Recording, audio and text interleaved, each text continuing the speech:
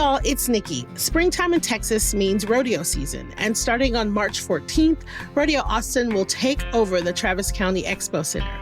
Rodeo Austin is a not-for-profit that provides real experiences and gritty fun. We're talking a pro rodeo, one-of-a-kind concerts, a carnival, and a livestock show. Y'all, there is so much to do, and the best part? It raises millions of dollars for Texas kids. So come be a part of Real Texas Grit. Get your tickets today at rodeoaustin.com. That's rodeoaustin.com. See y'all there. Hey y'all, it's Nikki, and if you know me, you know I do not like being stressed at the airport. Springtime is busy at the Austin Bergstrom International Airport, and that's why the airport recommends getting there at least 2.5 hours before the departure time for domestic flights and at least 3 hours before the departure time for international flights if you're using general TSA screening. Oh, and FYI, you can get dropped off and picked up on the upper or lower level. You can find more tips and flying information at flyaustin.com.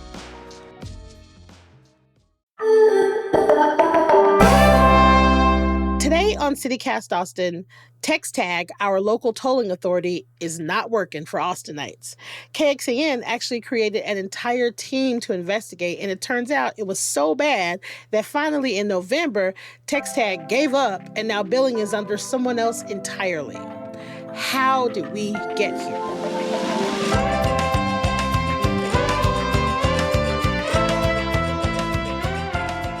It's Tuesday, March 11th. I'm Nikki Devon, and this is what Austin's talking about.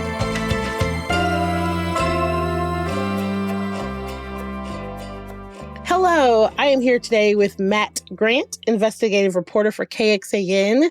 So we are here today to talk about my arch nemesis, tolls. So for years, KXAN has been reporting on TxTag on our toll billing system and how bad it is. It used to be under TxDOT, but in November, they decided to transfer all TxTag customers to another tolling authority system, the one that's out of Harris County in Houston.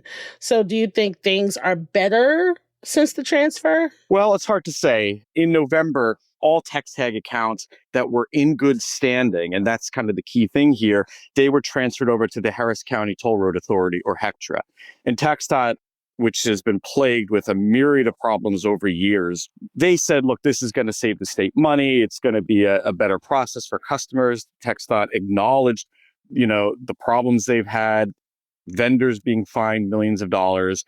And so they're saying that this is going to be a good move. They've praised HECTRA's 40 years of a good track record in the Harris County area.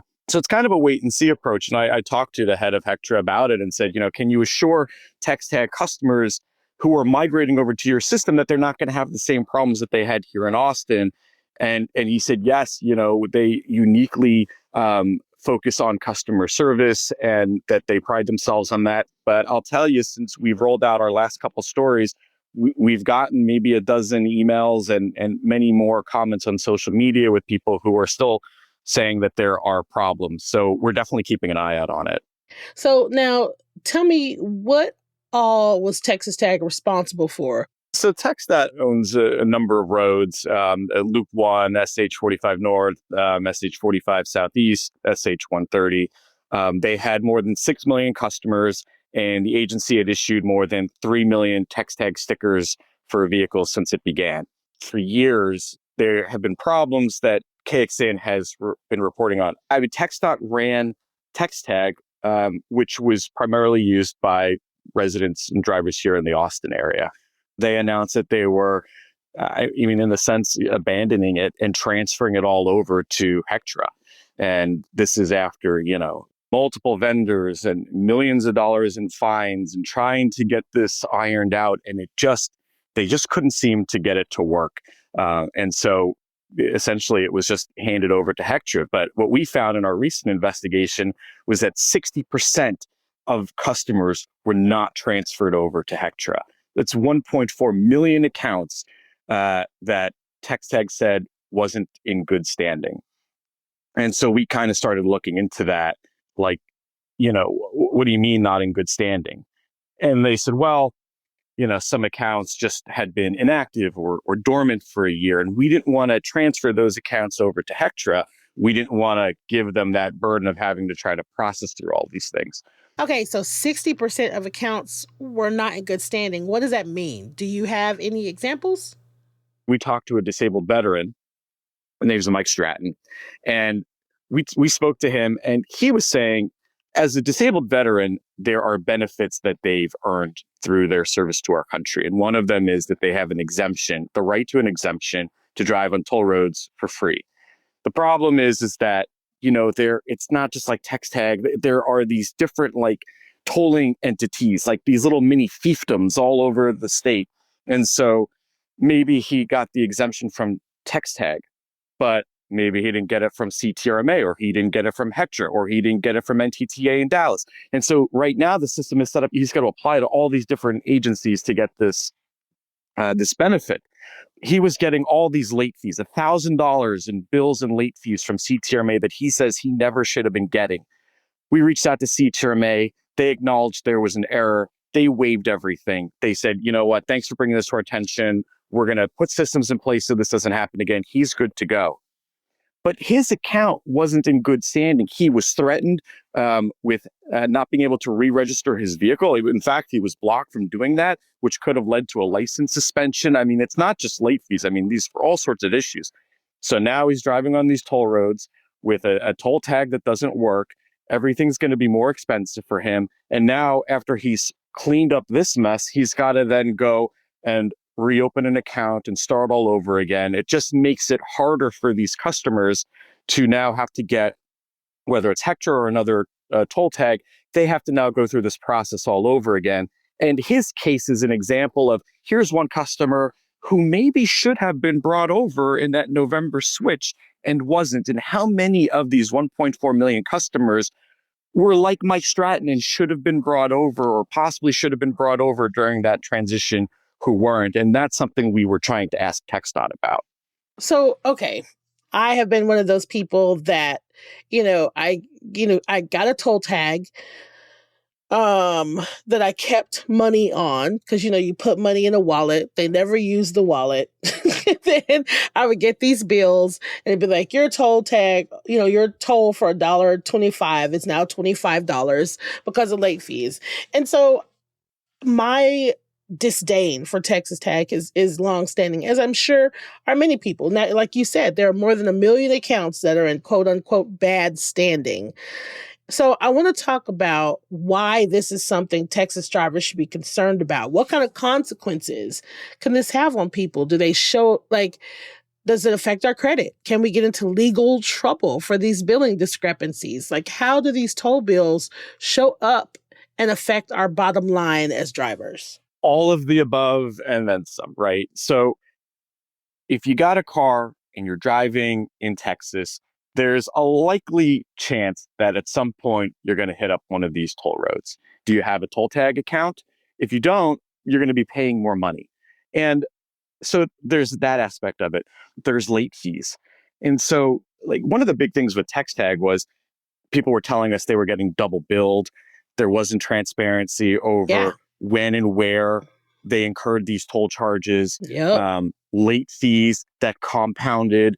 And it just was a murky system that wasn't clear. But there are consequences and you can get sucked up into the system. So let's take the disabled veteran, Mike Stratton, for an example, as a case study. Here's someone who racked up $1,000 in toll bills and late fees. Every statement he got, he was getting hit with $29 in late fees or in admin fees or whatever, right? And so that's every statement he gets. You can see where this can kind of snowball. Then they say to him, okay, you're now a habitual violator. Now he's on the state's habitual violator list. Well, and then for the late fees, he's getting sent to collection on that. So now that could affect his credit. That could hurt him, when he's looking he's a business owner. That could affect his business. It could affect his livelihood.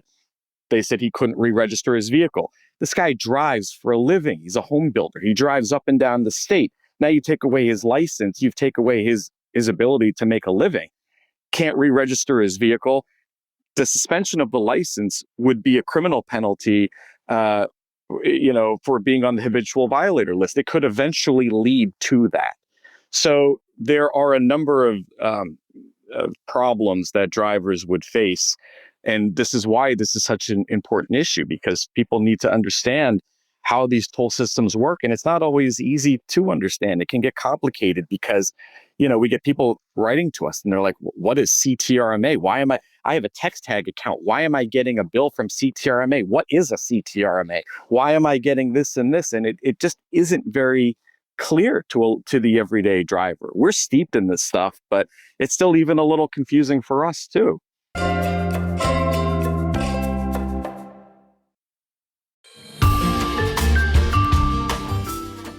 Just off the Texas coast sits a unique beach town marked with salty vibes and sun-soaked memories. Port Aransas is a place where family traditions unfold naturally, and beauty lies both in island views and the unhurried moments between adventures. It's a place where multiple generations can get together under one roof to share slow beachfront mornings and cool Gulf breeze evenings.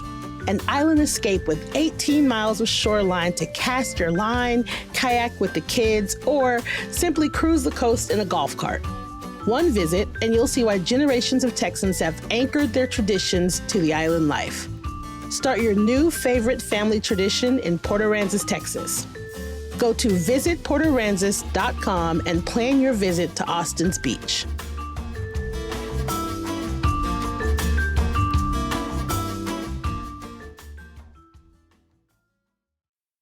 So, okay, you mentioned this a little bit earlier, and I wanted to make sure that we circled back around to it. Let's do it. Vendors. So, when I read your report, I was gobsmacked. TxDOT has worked with 6 different vendors to handle the various toll road operations. And each time the state is going in with millions of dollars. You know what I mean? And then having to go back and find vendors for not, quote, upholding their end of the contract, unquote, right? What is going on? How did the system get so bad that from 2013 to now, we've tried 6 different companies to handle our toll, and still each time we're having to go back and be like, no, you're not doing it right. So now we got to get some of this money back that we promised you in this contract. Is it on the side of the vendors? Or is it a broken system? Where is the disconnect? How did the system get so bad? Yeah, there was a lot of systemic problems with TxTag, and we did cover the vendors. We requested some records that TxDOT fought us on that would have shed more light about their arrangements and some of the benchmarks that they weren't hitting. But yeah, I mean, there were a number of vendors. One was fined $6 million for contractual obligations that weren't met. Another one, more than $2 million for not meeting metrics between 2014 and 2018. Another vendor penalized millions of dollars for not meeting contractual obligations again and again. And they just kept cycling through these vendors. And, it's not really clear what exactly was going wrong. They were handling the back office operations, data migration. These are kind of the things that they were explaining to us that there were problems. And in some cases, when these vendors were fined, it was TxDOT's way of trying to hold them accountable, that they had benchmarks written into the contracts. They weren't meeting those obligations. And so they would terminate their agreement, or when it ran out, they would move on to a different vendor. And they kept going through these different vendors. And, last year, they moved over to, I guess you could essentially say another vendor, but it's a different tolling entity, Hectra. They may have just thought it was just not worth the hassle to keep trying to find more vendors to fix this system that clearly wasn't working as well as it should have. But yeah, they did cycle through a number of vendors, and there were problems with it. And that's one of the reasons that we're in the situation we are today. Do they know why the system is so bad, or are they just perpetually trying to find somebody else to fix it? Do not have enough staff. Is it the cameras? Do they know? Nikki, it's a good question, and it's one we've been asking for years. So I don't know that there is one specific answer to this question. It's pretty broad. If we could pinpoint, where this all started going downhill, that would be great. But it's a question that we've been asking for years. So recently, people have been getting these like spam text messages. We're going to get right into it. Our executive producer got one literally the other day that was clearly spam, but the URL had TxTag in it. What is going on? What's happening? Right. As if TxTag customers did not already have enough to worry about. Yeah, these scams are going on. And I've been paying attention to these Reddit threads, and people are posting screenshots of the text messages they're getting. And it looks like it's a nationwide thing, that it's not just isolated to Texas. Oh, But okay. but the ones that are coming here, like you mentioned, say TxTag in them. So it's not out of the realm of possibility that these scammers, they've been like these people can be very smart. And so I think they might be paying attention to the news and see what's going on. And they're kind of playing up on the confusion that's happening between the transition to Hectra. And so they might be trying to take advantage of that in the hopes of trying to scam people and steal their money. It's really terrible. But we've seen these scam artists do similar things in the past, where they'll play up on something that happens in the news, some bill that passed, or we saw that with stimulus checks during COVID. And so perhaps this is something that they're trying to take advantage of. It's really pretty sinister. Yeah. I mean, listen, I routinely have to remind my mother about stuff like this. Just like, no, it's not real. It's not real. But for every person that's like even Ruth, that's like, this is clearly a scam. There's plenty of people that are like, oh my God, that's what makes this so scary. I've covered scams for a living, and I fell victim to one not too long ago. I know these things exist, and it affected me too. So they can seem very legitimate, and it can be very tricky. So Oh, I've fallen for it too. Yeah. yeah. So just a word of caution to people, like really pay attention, because you are not going to be getting text messages from anybody asking you for money, and just be really careful with those kind of things.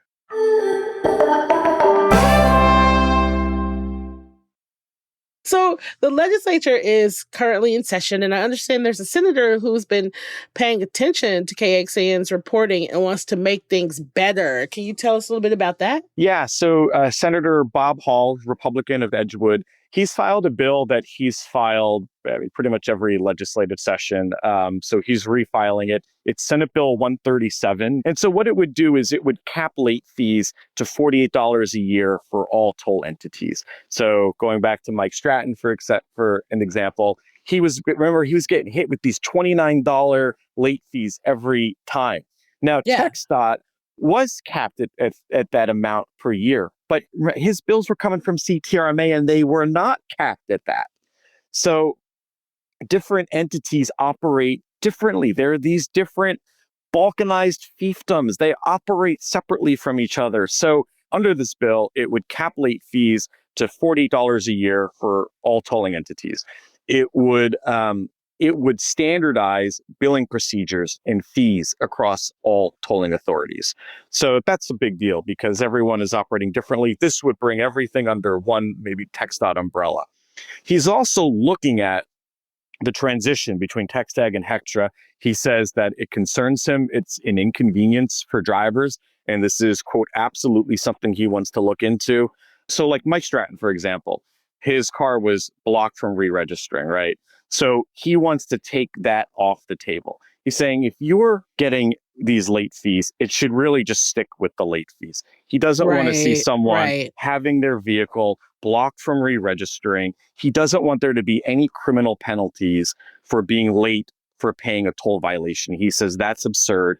And he says blocking re-registering a vehicle goes too far. He's also looking at the problem that we uncovered about disabled veterans and the exemption that they have to drive for free on toll roads, that they have to apply to each tolling authority. And so he wants that process to also be streamlined.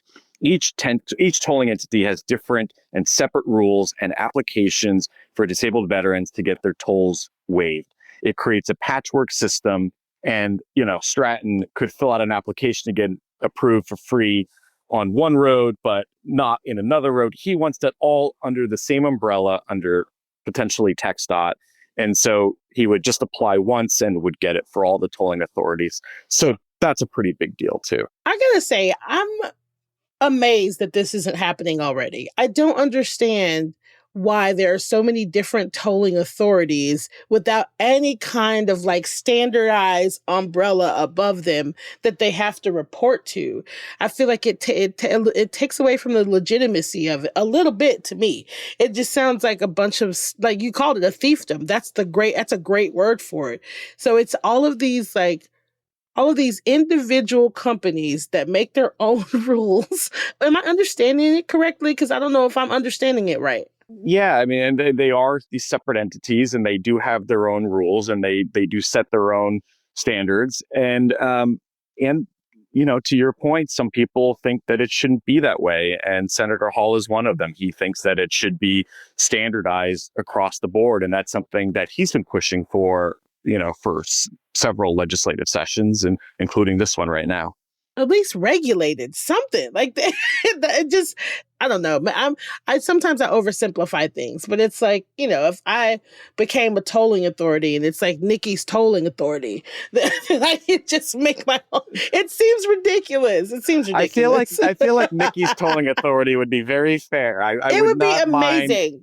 Driving into your tolling authority. It would be amazing. Probably, what would your rules be if you were creating your own system? Oh, my own system would just include high fives. You don't need to give me any money. When you pass by, just high five. Have a great day. Go and enjoy wherever you're going.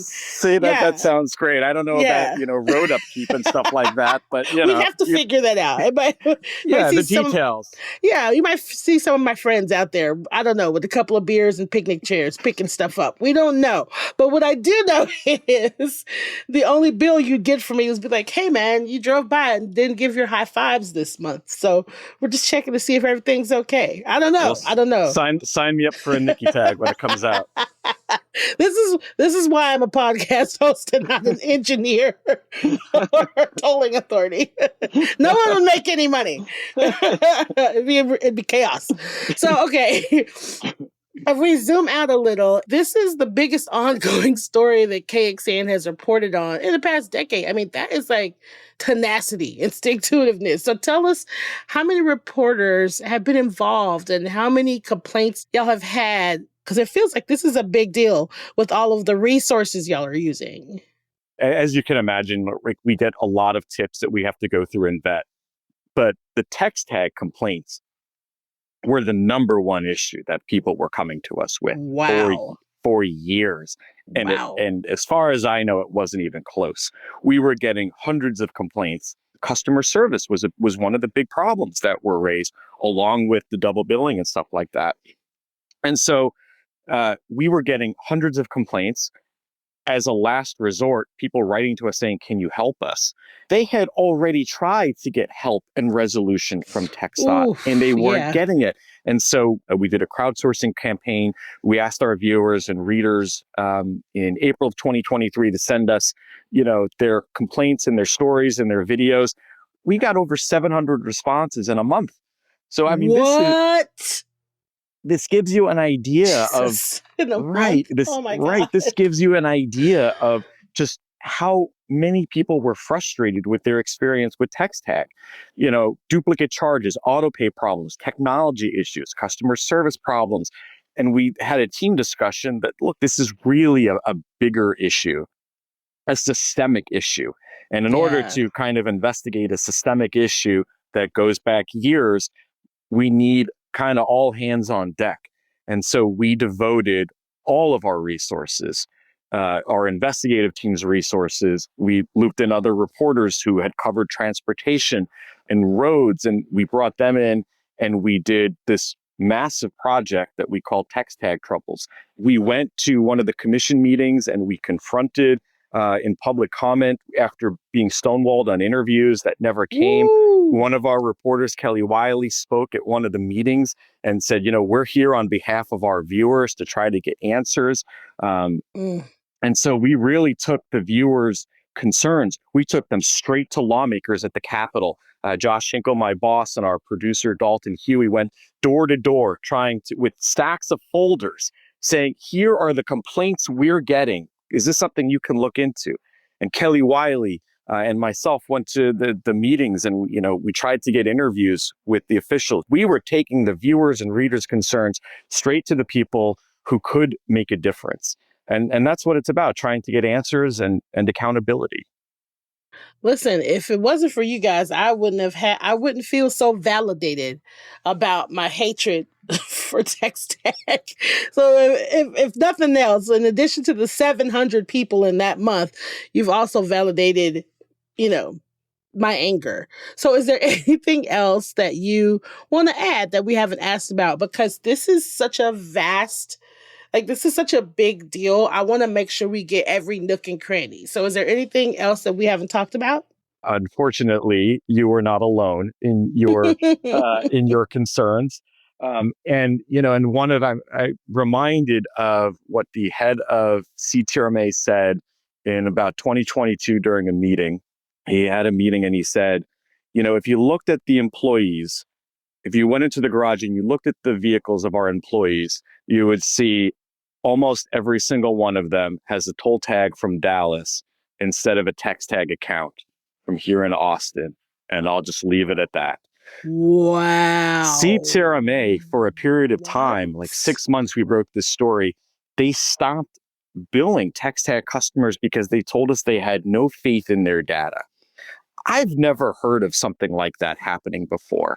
And so it gives you an idea of the frustrations that were centered around TxTag and focused on TxTag were really pretty broad. And it extended outwards into other agencies, as those remarks kind of hinted at. So Wow. I would say what we're looking at now is the future, and we're keeping our eyes and our ears open. Hopefully, pun intended, that this transition drives change and that it's a smoother ride there for customers. But we're going to keep watching, and we're going to see if that's the case, and if it's not, and if there are any bumps in the road, we'll be there to follow it. Well, you've definitely got my attention because I'm going to follow this from now on. I felt like I needed popcorn reading your story. It was great. Matt, thank you for being here. Thank you for making TxTag interesting. Thank you for all your hard work and just chatting with me about it. I appreciate you. It was a pleasure. Thank you so much for having me.